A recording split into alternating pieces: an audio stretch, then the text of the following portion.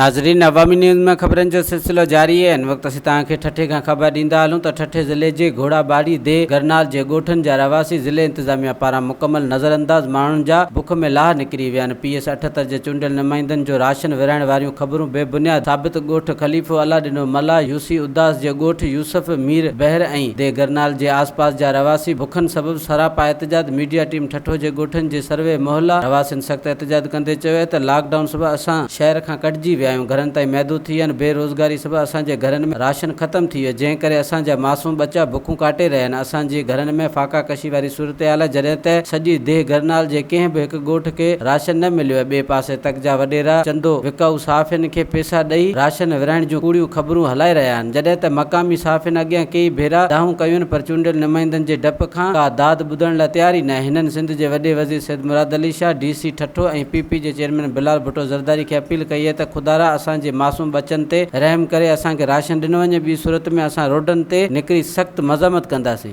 वधीक ख़बरनि ऐं तफ़सील जे लाइ विज़िट कयो असांजी वेबसाइट awami news hd.com ऐं ॾिसंदा रहो अवामी न्यूज़ HD।